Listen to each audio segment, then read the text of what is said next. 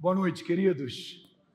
Graça e paz de Jesus a todos, igualmente aos irmãos que estão online nos acompanhando aqui. É um prazer muito grande passar este dia aqui. Eu creio que a minha voz ainda vai ser possível compartilhar um pouquinho com os queridos a respeito do que o Senhor tem separado para nós agora à noite.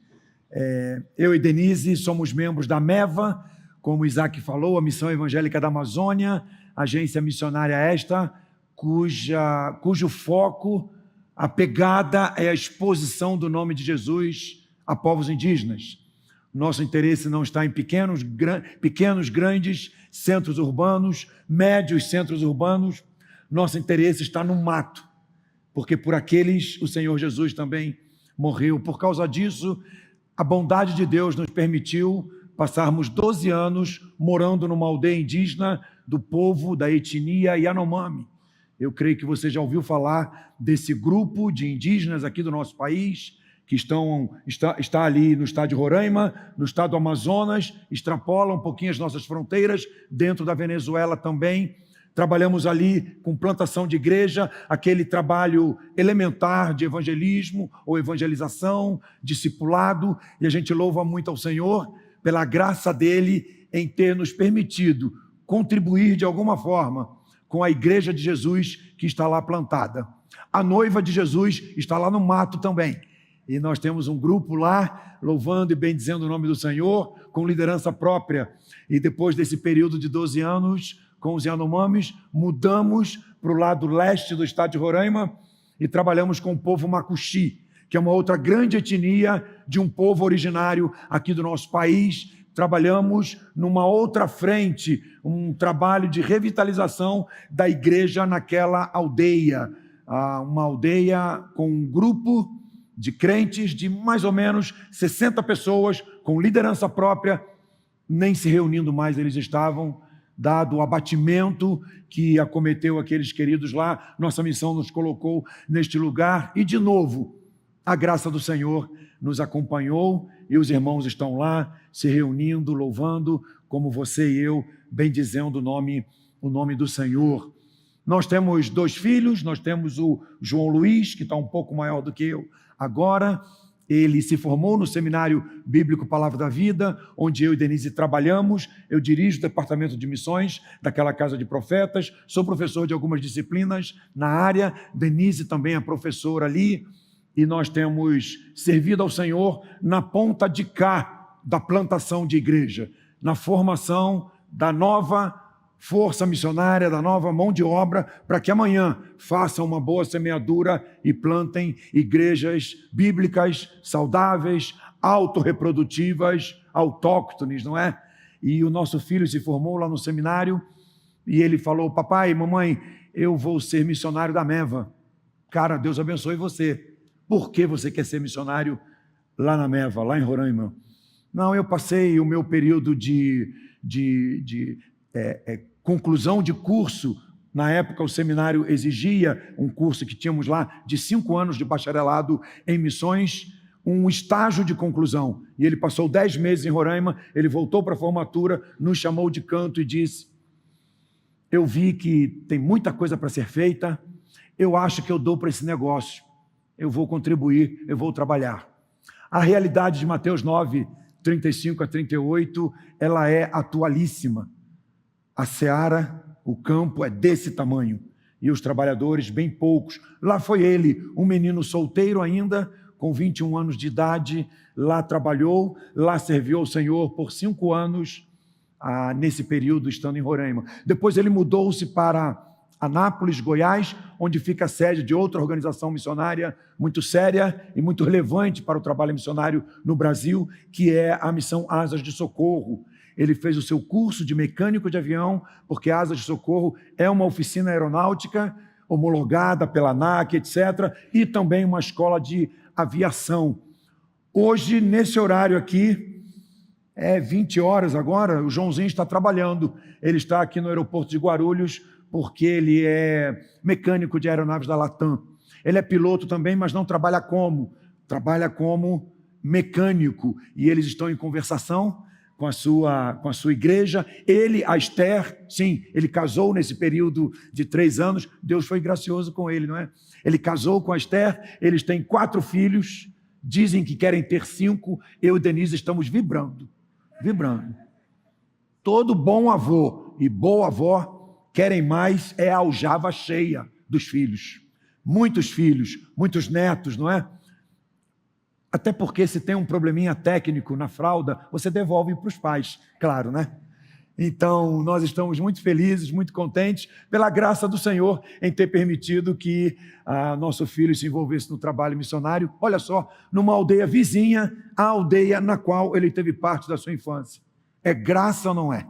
Graça em termos de bondade e graça em termos de veia hilária do Senhor. Porque os indígenas, você não é o filho do João? Sim, é como se ele estivesse dando continuidade, não era a intenção, ao trabalho dos pais, e isso nos trouxe uma alegria muito grande. Nós temos também uma filha e um genro casada, então, e eu não vou citar nomes e nem lugares aqui, porque é um ministério sensível para informações mais públicas, não é? Mas nós estamos bem contentes pelo que Deus tem feito conosco, com a nossa família. Dizem que o casal, depois que os filhos crescem e se casam e vão embora, eles ficam deprimidos, ficam tristes, se sentem sozinhos. Bobagem! Eu e Denise estamos curtindo de montão. Estamos sozinhos, podemos passar o dia aqui na Urbana, podemos viajar para tudo que é canto, pegar um cineminha no final de semana. A gente já fizemos o nosso trabalho, os filhos cresceram, casaram, estão servindo ao Senhor. Que presente espetacular, maravilhoso, não é? Então nós estamos bem felizes e muito agradecidos, pastor Isaac, por essa oportunidade de estarmos aqui e juntos, ao redor da palavra do Senhor, dela aprendendo nesse domingo missional. Vamos trabalhar sobre isso mais uma vez agora à noite. Eu gostaria de iniciar a minha palavra fazendo com que você pense num objeto muito comum na sua casa. Na verdade, um objeto muito comum no seu trabalho, ou quando você vai no dentista, ou no médico, ou num escritório, numa repartição pública, você encontra esse objeto que é muito comum no nosso cotidiano. Estou fazendo referência a quadros que você pendura na parede e lá tem a foto do seu casamento ou tem de um passeio legal que você fez.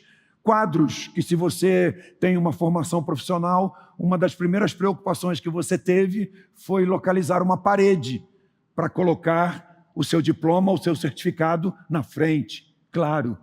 Quadros que as irmãs têm aí com talvez um ponto cruz, alguma coisa do gênero, enfim, quadros são objetos muito comuns para mim e para você.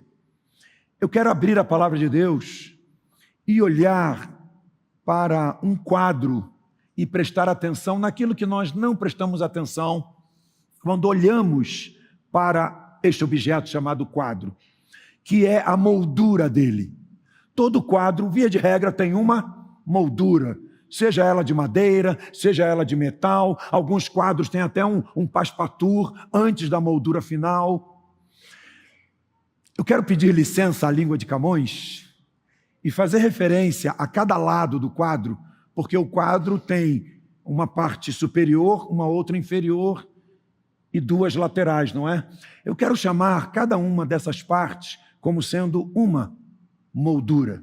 E a minha proposta aqui para você e para mim é a seguinte: quais são as molduras, estamos num domingo missional, quais são as molduras que cercam, que enquadram, no bom sentido, obviamente, um servo do Senhor? Não apenas missionários, não apenas obreiros envolvidos de forma integral, full time no trabalho missionário, negativo. Aliás, deixe-me abrir um parênteses. O conceito de terceirização entrou na nossa mente, mas nós não podemos deixar que ele entre no nosso serviço ao Senhor. O trabalho de Deus não é terceirizável, se é que eu posso usar essa expressão. O trabalho de Deus, o trabalho missionário, não é feito, não caia da cadeira, por missionários. O trabalho missionário é feito por você e por mim, enquanto membros do corpo de Jesus aqui na terra. Missionários, pastores, professores, líderes da obra do Senhor, você e eu, o trabalho é nosso, é de todos nós. Quais são as molduras que enquadram, que cercam a obra missionária, mas que enquadram e cercam a você, a mim, no nosso cotidiano? Obviamente eu quero abrir a palavra do Senhor e quero me inspirar nela e quero convidar você a fazer o mesmo. Abra sua Bíblia, ligue o seu aplicativo em Atos capítulo 8. Quero ler a partir do verso 26, um texto um tanto quanto longo, mas quero lê-lo na sua completude. Atos capítulo 8, a partir do verso 26 até o final do capítulo, a minha versão diz assim: um anjo do Senhor disse a Filipe: vá para o sul, para a estrada deserta, que desce de Jerusalém a Gaza. Ele se levantou e partiu. No caminho encontrou um eunuco etíope, um oficial importante encarregado de todos os tesouros de Candace, rainha dos etíopes. Esse homem viera a Jerusalém para adorar a Deus, e de volta para casa, sentado em sua carruagem, lia o livro do profeta Isaías. E o Espírito disse a Filipe: aproxime-se dessa carruagem e acompanha. Então Filipe correu para a carruagem, ouviu o homem lendo o profeta Isaías e lhe perguntou: o senhor entende o que está lendo? Ele respondeu: como posso entender se alguém não me explicar? Assim, convidou Filipe para subir e sentar-se ao seu lado. O homem estava lendo esta passagem da Escritura: ele foi levado como ovelha para o matadouro, e como cordeiro mudo diante do tosquiador, ele não abriu a sua boca. Em sua humilhação foi privado de justiça. Quem pode falar dos seus descendentes? Pois a sua vida foi tirada da terra. O eunuco perguntou a Filipe: diga-me, por favor, de quem o profeta está falando? De si próprio ou de outro? Então Filipe, começando com aquela passagem da Escritura, anunciou-lhe as boas novas de Jesus. Prosseguindo pela estrada, chegaram a um lugar onde havia água. O homem disse: olhe, aqui há água, que me impede de ser batizado. Disse Filipe: você pode, se crê de todo o coração. O eunuco respondeu: creio que Jesus Cristo é o Filho de Deus. Assim deu ordem para parar a carruagem. Então Filipe e o eunuco desceram à água e Filipe o batizou.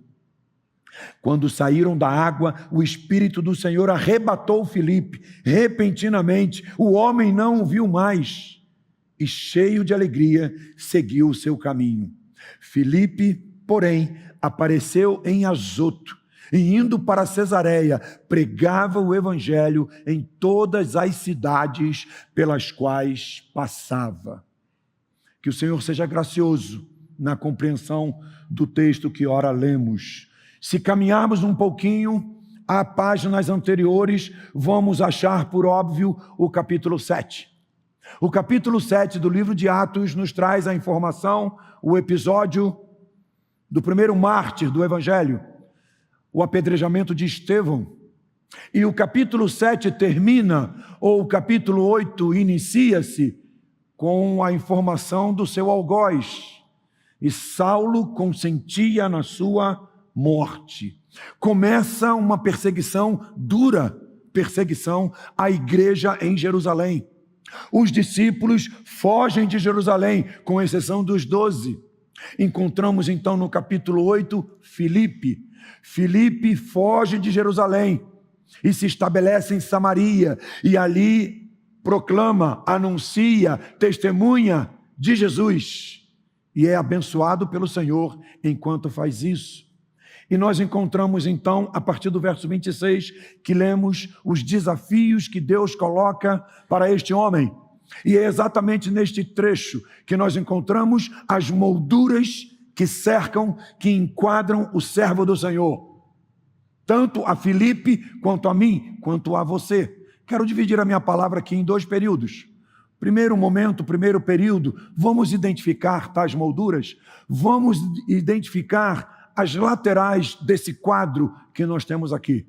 Num segundo momento, vamos procurar perceber como Filipe se conectou a essas molduras, trocou figurinhas com elas, interagiu com elas e, inspirados pelo Espírito Santo do Senhor, é minha oração, é minha torcida, que eu e você, olhando para Filipe, sejamos imitadores desse homem no procedimento que ele teve ao relacionar-se, ao dialogar com tais molduras. Vamos ao nosso primeiro momento, então, identificar as 4 molduras que cercam a obra do Senhor. A primeira moldura, estou chamando-a o ambiente físico e geográfico. Vejam o texto no verso 26. Um anjo do Senhor disse a Filipe: vá para o sul, para a estrada deserta que desce de Jerusalém a Gaza. Toda a atuação de um servo do Senhor sempre ocorrerá num ambiente físico, num ambiente geográfico. A obra do Senhor, ela não é volátil, ela não é etérea, ela não é esotérica. A obra do Senhor acontece num lugar identificável, tem CEP, o GPS a localiza. O trabalho do Senhor, o servo do Senhor atua num determinado lugar físico, geográfico. Eu não estou fazendo referência aqui, que fique claro, no sentido de que a nossa luta não é contra carne e sangue, como a palavra de Deus coloca. Não estou tratando desse assunto, que é contra as forças espirituais do mal, satânicas. Não estou falando disso. Eu estou falando onde a obra do Senhor acontece. Aqui está Filipe, em Samaria, recebendo do Senhor um desafio. Eu quero que você vá para o sul, para a estrada deserta que desce de Jerusalém a Gaza. Nós temos um artigo definido muito claro aqui: a estrada deserta. Havia várias estradas, há hoje várias estradas que descem de Jerusalém ao lado oriental da bacia do Mediterrâneo, a faixa de Gaza. Esta faixa de Gaza que eu e você temos lido, temos ouvido a respeito da tragédia que tem acontecido ali. Várias estradas desciam, estamos falando de cerca de 70 a 80 quilômetros de distância entre Jerusalém e Gaza. Filipe, eu quero que você vá para a estrada deserta.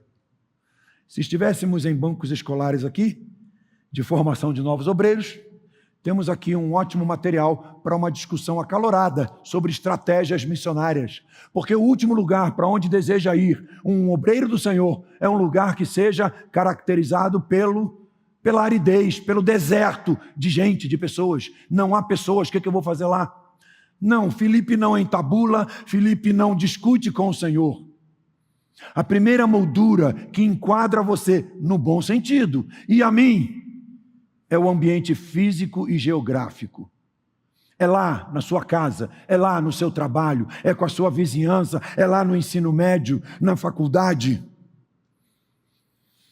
Segunda moldura que nós encontramos no texto, estou chamando a moldura da massa, a moldura da coletividade, a moldura que exige, que demanda um certo estudo e o prestar atenção. Então vamos chamar a moldura do ambiente, do contexto sociológico.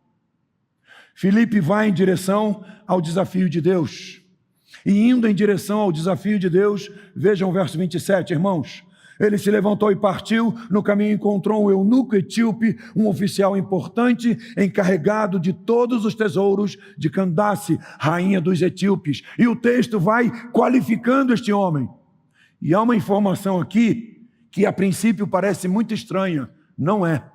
O texto diz que este homem viera a Jerusalém para adorar ao Senhor. Está voltando para casa. E os irmãos notaram. Esse homem é etíope. Você consegue puxar o mapa da África na sua mente? Faça isso agora. O norte da África você tem o Egito, você tem a Líbia. Ao sul do Egito você vai ter Eritreia, Sudão, você vai ter Etiópia. Ali, o lado oriental do continente africano, mais ao norte, você tem o chifre da África, que é aquele acidente geográfico que forma como que um chifre de rinoceronte. Etiópia. Este homem está começando uma viagem, está no início da viagem de Jerusalém até a Etiópia. Esse homem está começando uma viagem de cerca de 4.000 quilômetros. Uma viagem muito longa. Por que eu estou chamando esse encontro de Filipe com este homem? Porque o texto fala de um homem. O texto fala de um carro ou uma carruagem. Mas, na verdade, Filipe se encontra com talvez dezenas de pessoas. Por quê? Porque você percebeu, esse homem é um tipo de ministro da fazenda do reino de Candace, de então, da Etiópia. Esse homem, um alto tesoureiro, ele é muito impoluto, ele é muito importante para fazer uma viagem desse tipo, tão longa, sozinho. Segunda razão, porque Filipe encontra-se com uma comitiva, encontra-se com uma massa, com uma coletividade. A viagem é muito longa. Jamais um homem desse tipo faria uma viagem tão longa sozinho. Terceira razão, você conhece o texto, a parábola do bom samaritano. Sinistros, sequestros relâmpagos, assaltos, já eram muito comuns na época. Esse homem aqui, irmãos, estou inferindo ao texto, esse homem está acompanhado de soldados seus, de serviçais seus. Junto com esse homem há provavelmente 2 dezenas, quem sabe 3 dezenas de pessoas. É uma caravana, é um séquito dele. Então Filipe, quando desce até aquela estrada e encontra aquele homem, isso é um choque para este homem chamado Filipe. Não nos esqueçamos que Filipe é um judeu e ele se encontra com etíopes, gentios. Pessoas que expressam outra língua, outra indumentária, outra dieta, outra cultura, outra cosmovisão, outro engrenamento, entendimento mental. Filipe, ao chegar naquela estrada, nós percebemos a segunda moldura com a qual ele tem contato, o ambiente sociológico.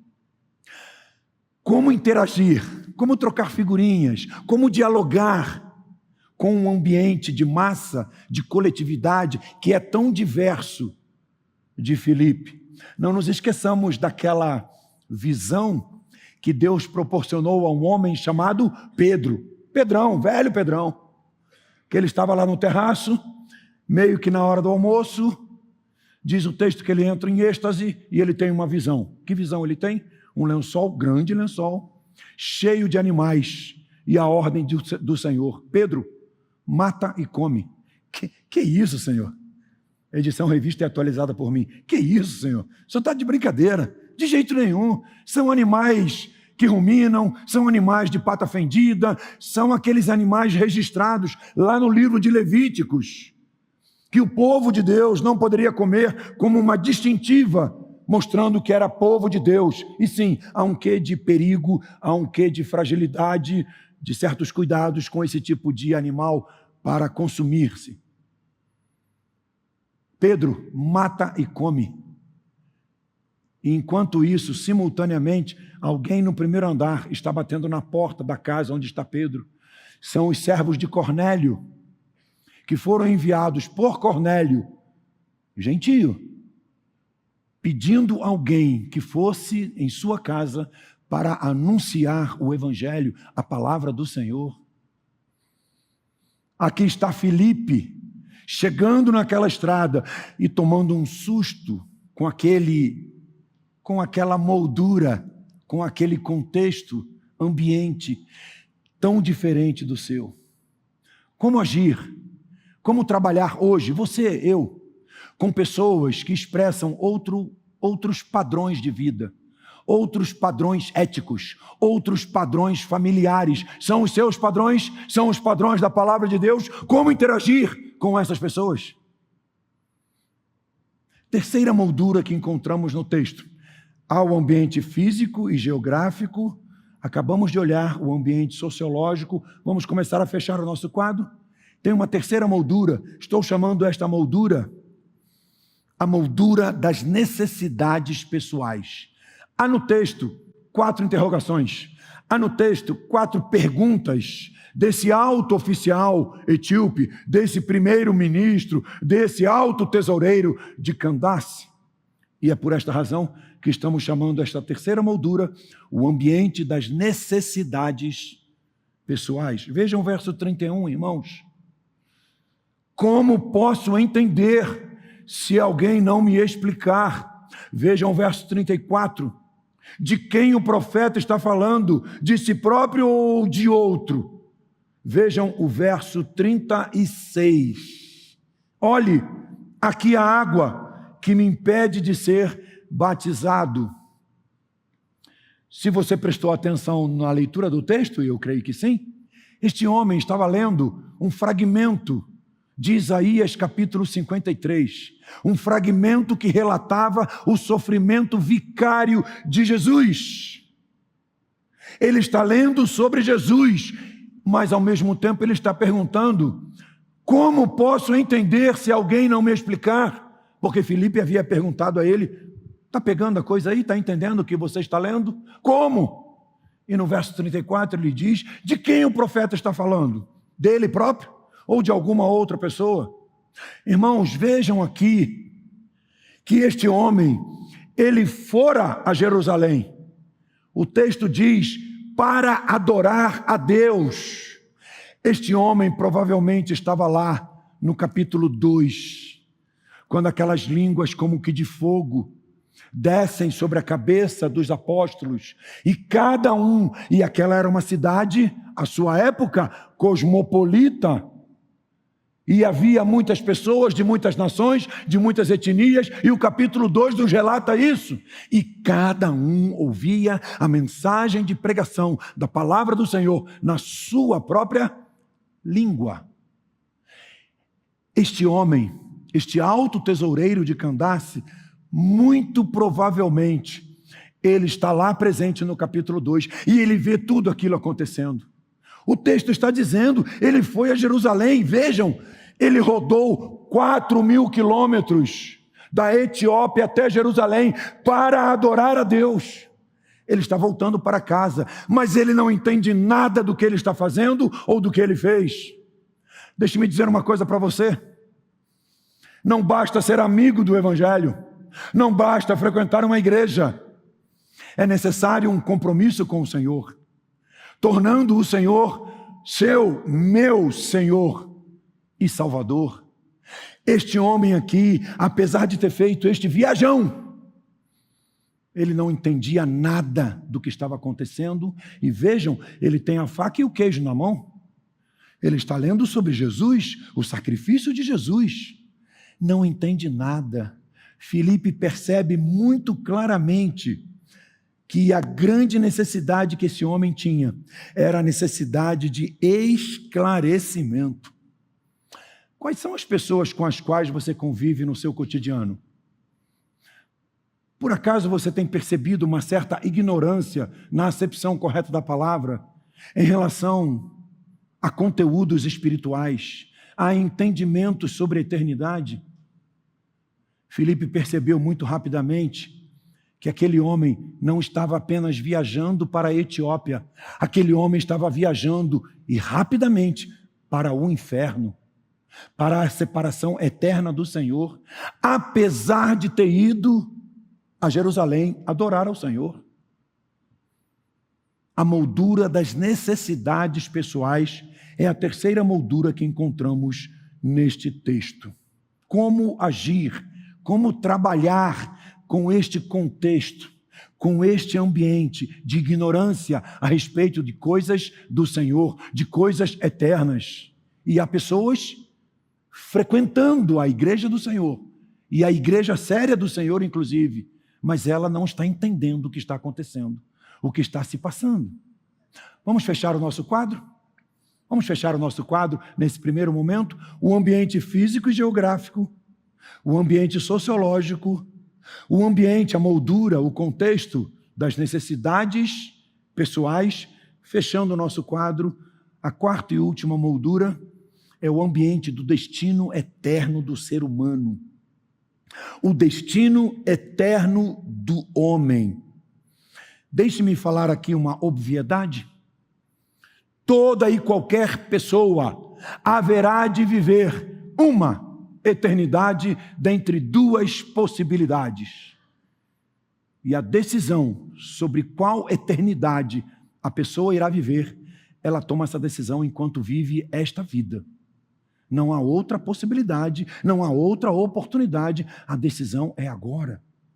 E Filipe, ao encontrar-se com aquele homem, ele tem uma percepção muito clara, ele tem um entendimento muito claro que este homem estava muito longe de Deus. Permitam-me a repetição. Apesar de ter ido a Jerusalém adorar ao Senhor, mas a ignorância, graça, mas o não entendimento é patente, porque ele lia tal fragmento a respeito de Jesus e não entendia coisa alguma. Na convivência que eu e você temos com pessoas, no nosso dia a dia, sejam pessoas do ambiente de trabalho, da escola, em casa, parentes, qual destino eterno está reservado para essas pessoas? Já paramos para pensar nisso?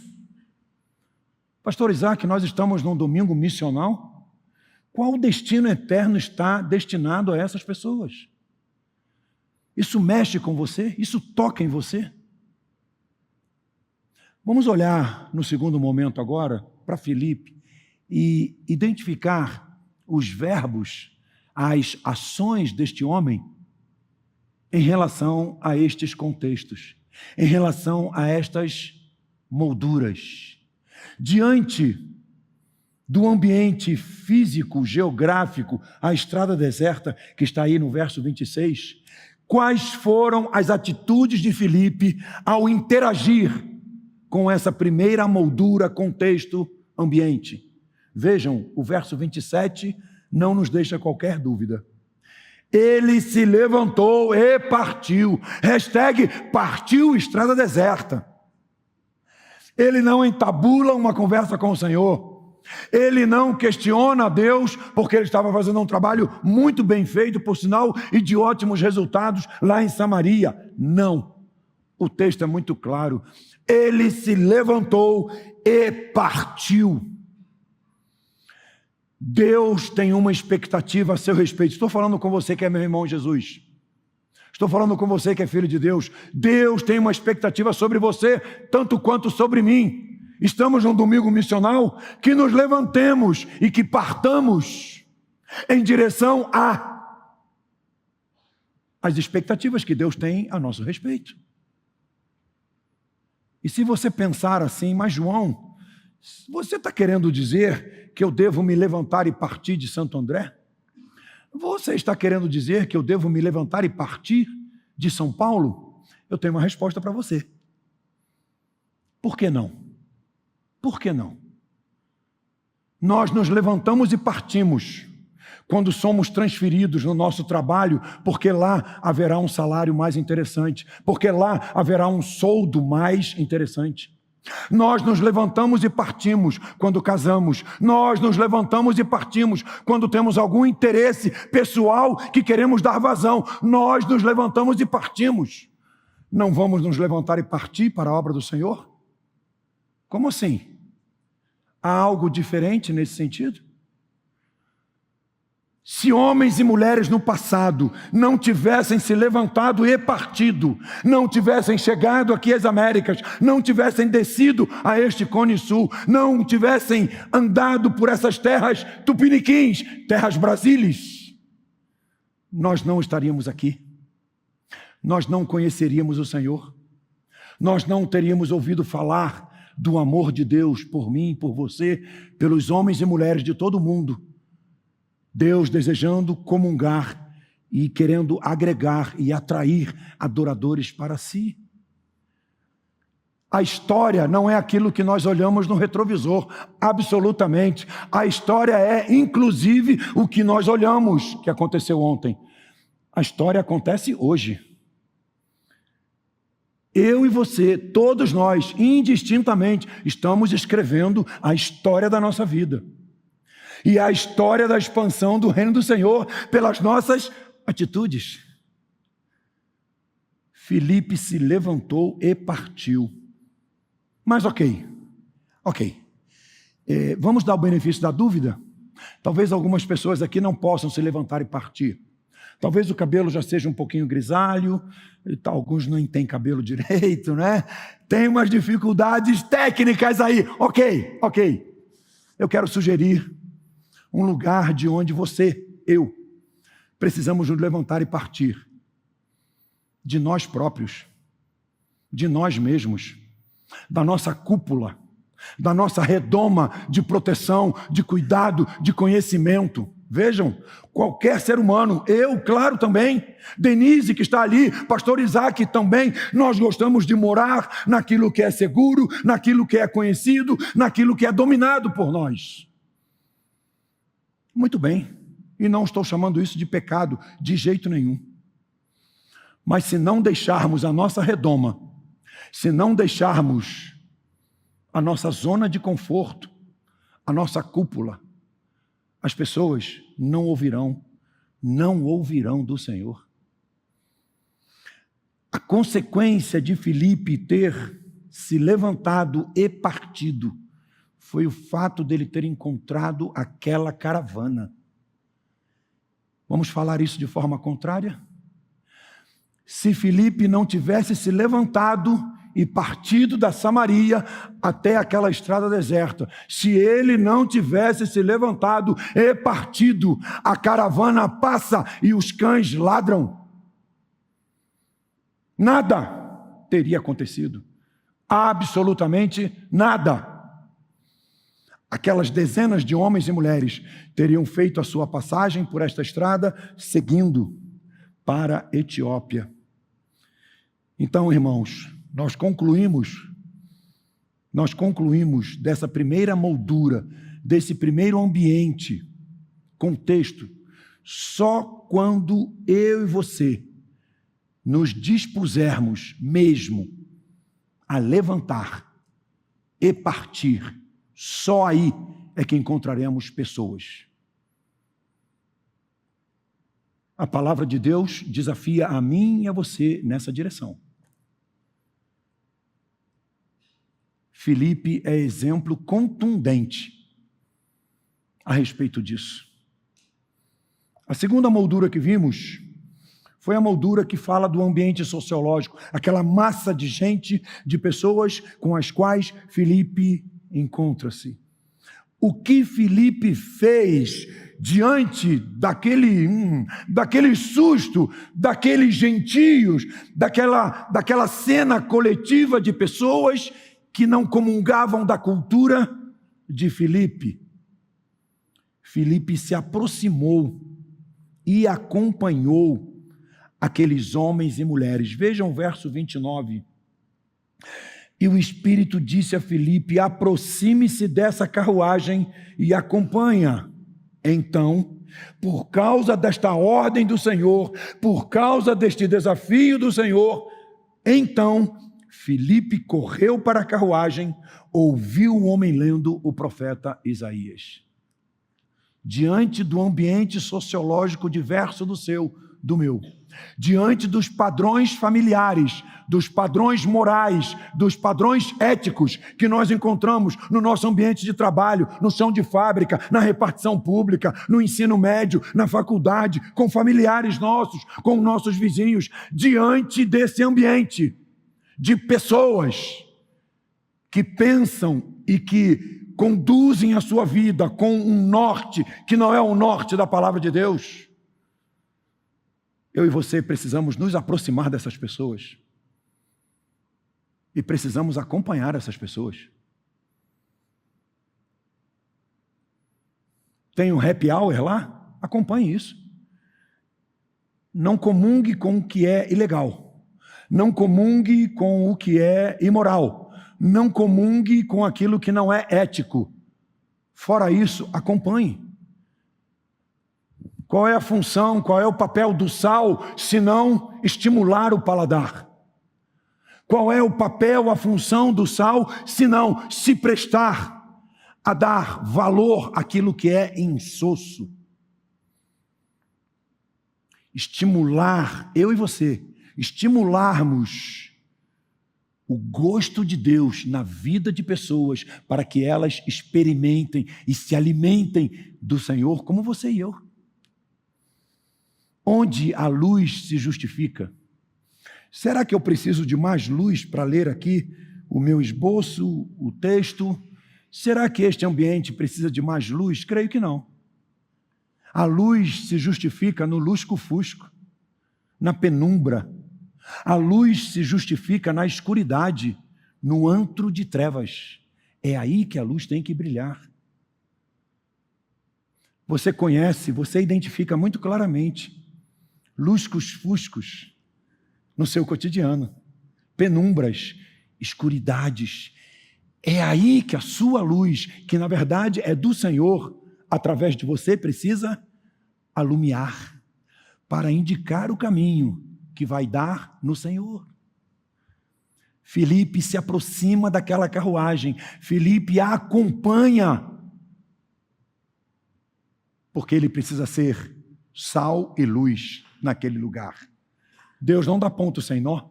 Ele envia Filipe até lá para quê? Exatamente para isso. Deus não dá ponto sem nó. Onde você trabalha, onde você estuda, as pessoas com as quais você tem contato, isso é coisa comezinha? Isso é coisa tranquila? Não. Há objetivos, há propósitos de Deus aí, onde você está, onde eu estou. Só quando nos aproximarmos das pessoas é que nós poderemos ouvi-las. O texto tem uma colocação muito interessante, porque o texto diz que Filipe se aproximou tanto daquela carruagem que ele foi capaz de ouvir o homem lendo. Estava lendo o profeta Isaías. Vamos viajar um pouquinho? Na maionese. Vamos viajar um pouquinho? Vamos pensar nessa carruagem? Que carruagem é essa? É um Golzinho 1000 que está parado ali? É um Celtinha? É um Prisma Joy? Negativo. Essa carruagem é um Bentley. Isso aí é uma Maserati. Essa carruagem aí é um Rolls Royce pesado. Um carro lindo, maravilhoso. É uma carruagem pesada, onde podem ser transportados nela, não apenas esse alto tesoureiro, provavelmente há ali alguns guardas, provavelmente há ali naquela carruagem alguns serviçais deste homem. Imagine as rodas dessa carruagem e o ranger dos seus eixos naquela estrada. Quantos cavalos puxavam esta carruagem? Que motor essa carruagem possuía? 2 cavalos? Absolutamente. Negativo. 4 cavalos? Creio que não. Eu imagino que 3 parelhas de animais puxavam aquela carroça. Há alguns comentaristas que vão dizer 4 parelhas, 8 cavalos puxavam aquela carruagem, porque ela é pesada o suficiente. Imagine isto. Ouça o barulho desses eixos rangendo. Ouça o barulho do trotar das patas desses animais na estrada. Eles não estão em desabalada carreira. Estão trotando. Estão apenas trotando. Estão produzindo sons, barulhos. Filipe se aproxima tanto daquela carruagem que ouve o homem lendo. Pessoas letradas, pessoas alfabetizadas à época, quando liam, o faziam em voz audível, o faziam em voz alta, não desta maneira como eu estou fazendo aqui, impostando a minha voz, não dessa forma, mas liam em voz audível. Filipe se aproxima tanto daquela carruagem que ele é capaz de ouvir o homem lendo o profeta Isaías. E você reparou? Quem começa o diálogo é Filipe. O Senhor entende o que está lendo? Agora eu quero extrapolar a questão das patas dos animais e do ranger dos eixos. Eu quero falar não tanto de acuidade auditiva. Até que ponto eu e você nos aproximamos das pessoas a ponto de ouvi-las? Entendem o que eu estou falando? Não é ouvir sons, é entender, é compreender, é conhecer o coração. Até que ponto o seu colega de trabalho, você o conhece? Até que ponto o seu colega de faculdade, do ensino médio, seja em que ambiente for, até que ponto você ouve essas pessoas? Filipe se aproxima tanto daquele homem, daquela carruagem, que ele é capaz de ouvir o homem lendo. Esse ambiente sociológico, quando eu me aproximo dele, eu vou perceber algumas coisas, que foi, então, a terceira moldura. Filipe percebeu que aquele homem era um ignorante, no sentido, na acepção correta da palavra. Ele ignorava o que estava lendo. Ele não entendia, ele não sabia o que aquele homem tinha em mãos. É aí, então, que Filipe percebe as necessidades pessoais daquele homem. Percebendo as necessidades daquele homem, o ambiente físico e geográfico, para ele, Filipe se levanta e parte. O ambiente sociológico, o que Filipe faz? Se aproxima e acompanha. O ambiente das necessidades pessoais, o que Filipe faz? Filipe confronta aquele homem com a verdade da palavra do Senhor.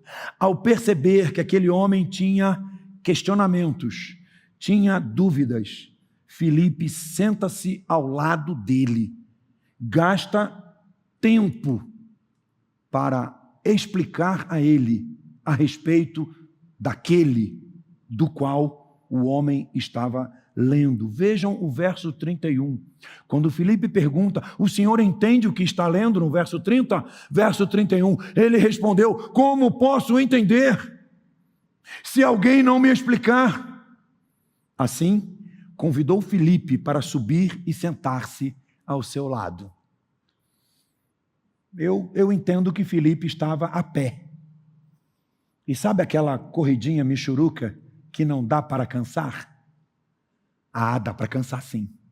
E quando aquele homem convida Filipe para pegar uma carona, para sentar-se ao lado dele e explicar a respeito do que o profeta está falando, Filipe, ufa, que bom. A atitude de Filipe foi de aceitação e foi de sentar ao lado do homem para explicar a palavra do Senhor. Separar tempo a anunciar Jesus ao próximo com clareza, hoje se faz necessário. Você já leu alguma coisa a respeito de quantos rapazes e moças, adolescentes na verdade, que estão presos na Fundação Casa, são egressos, têm a sua origem em famílias evangélicas? Já leu a respeito de que muitos presídios, na grande maioria deles, se não em todos eles, há homens e mulheres que mataram, que roubaram, crentes em Jesus, eram crentes em Jesus. Como assim? Não estou falando de homens e mulheres que receberam Jesus como Senhor e Salvador lá na cadeia, porque tem sido feito um trabalho excepcional, muito interessante, em muitos presídios pelo Brasil afora. Não estou falando disso. Eu estou falando daqueles que mataram, daqueles que roubaram, daqueles que cometeram algum crime sério o suficiente para terem sido condenados. Eram crentes. Como assim? Eu tenho um julgamento a esse respeito. Nunca o foram. Nunca foram do Senhor. Abraçaram algum evangelho, não o artigo definido, o evangelho de Jesus. Entraram em algum lugar, ouviram alguma mensagem, fizeram algum negócio com Deus. E quando a brincadeira não ficou agradável, a bola é minha, vou embora. há muitos lugares que a rotatividade é enorme de pessoas passando em comunidades gospel. Como assim? Vejam, este homem foi a Jerusalém, ele adorou ao Senhor, mas ele não entendia nada do que estava acontecendo, do que havia acontecido e do que ele está lendo. Há muitas pessoas convivendo comigo e com você que tem esse quadro aqui. Pessoas vivendo em dúvida, em ignorância, em interrogações e questionamentos. Precisamos separar tempo para compartilhar, para explicar, para esclarecer, sentar ao lado da pessoa e fazermos isto. Foi o que Filipe fez.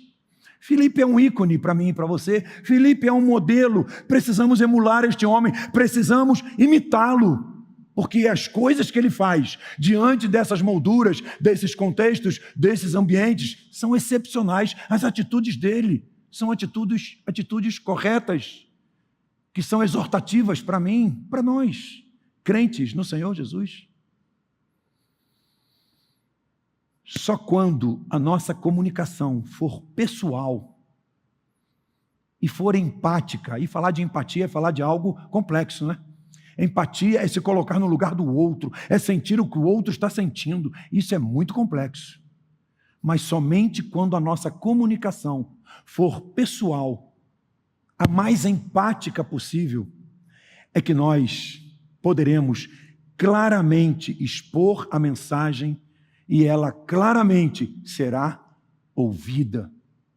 E dúvidas serão dirimidas, serão tiradas da mente, do entendimento da pessoa. E vejam, eu estou falando nesse nível aqui, no nível humano, no nível da minha participação. O Espírito Santo sabe trabalhar muito bem.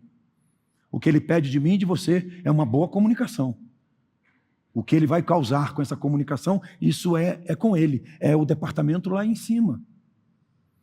A quarta e última moldura que vimos, irmãos, foi a moldura que intitulamos o destino eterno do homem. O ambiente, o contexto do destino eterno do homem. O que Filipe fez quando entendeu que aquele homem estava viajando não apenas para a Etiópia, mas também para o inferno. Filipe desafiou o homem a responder ao Senhor. Vejam o verso 37. Verso 37. Vamos ler o 36 também, para termos um entendimento mais adequado. Prosseguindo pela estrada, 36, chegaram a um lugar onde havia água. O eunuco disse: olhe, aqui há água. O que me impede de ser batizado? 37. Disse Filipe: você pode, se. Isso aqui é um condicional, não é? Se. Você pode ser batizado, se crê de todo o coração. O homem respondeu: creio que Jesus Cristo é o Filho de Deus. Diálogo interessante isso aqui, né? Esse momento do diálogo, muito interessante, sabe por quê? Porque tudo indica que Filipe falou da necessidade do batismo para aquele homem. Não estou dizendo que o batismo é necessário para a salvação, não é. Mas eu tenho que dizer que o rio corre para o mar. Eu tenho que dizer que o rio corre rio abaixo, o rio não corre rio acima. Recebeu Jesus como Salvador, qual é o natural? Ato contínuo, descer as águas e ser batizado. Sim, tem igrejas que têm a classe de primeiros passos da vida cristã, a classe de doutrinas básicas, a classe de catecúmenos, ok. Mas recebeu Jesus como Salvador, próximo passo, ser batizado.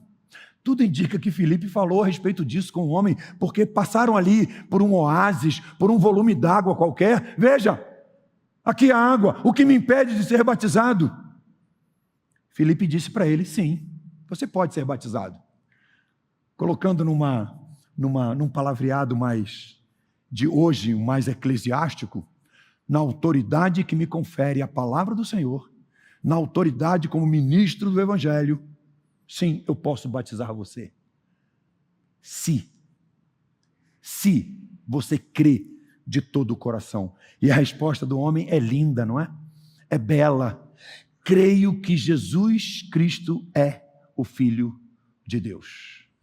Aqui temos mais um fragmentozinho bíblico, um embasamento a respeito da pública profissão de fé. Diante do destino eterno daquele homem, sabe o que Filipe fez? O confrontou à tomada de uma decisão. Vamos colocar isso de uma forma um tanto quanto negativa? Filipe encostou o homem na parede. Você quer ser batizado? Então diga para mim, com sinceridade de coração.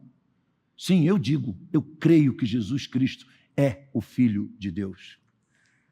Louvado seja o nome do Senhor, porque o evangelismo, ele não fecha o círculo se não chegar a uma tomada de posição. Você pode evangelizar usando muitos métodos, 4 leis espirituais, coisas que o valham, mas se você não fechar o círculo, você não fez um evangelismo. Filipe fechou a coisa. E aquele homem faz então a sua pública profissão de fé. Irmãos, esse diálogo aqui não está acontecendo num secreto. Esse diálogo aqui não está acontecendo numa alcova. Esse diálogo aqui, ele é público. Naquela carruagem, com os guardas, com os serviçais, com Filipe, com o alto tesoureiro. Eles descem as águas diante de dezenas de pessoas que veem aquele homem sendo batizado. A história da expansão do cristianismo nos informa, não a história bíblica, a história secular, que o evangelho começa a se espraiar pelo Oriente Africano, no seu lado norte, via este homem aqui, este alto tesoureiro de Candace. Agora sim, ele é um homem, não apenas um prosélito que adotara a religiosidade judaica, prosélito da Etiópia. Não, agora ele é um crente no Senhor Jesus, consciente de uma decisão que havia tomado e tendo fragmentos, me permitam colocar no plural, como esse aqui, ele iria crescer na sua fé, ele iria conhecer mais do Senhor e da sua palavra. Diante do destino eterno daquele homem, Filipe o conduz a um confronto e a uma decisão. E a palavra de Deus diz para mim e para você que ela não volta para o Senhor vazia, ela cumpre os seus propósitos. Preciso encerrar a minha palavra. Estamos falando aqui, nesse segundo momento, das atitudes de Filipe diante dessas molduras que o cercaram, que são as mesmas molduras, os mesmos ambientes, os mesmos contextos que cercam, que enquadram a você e a mim.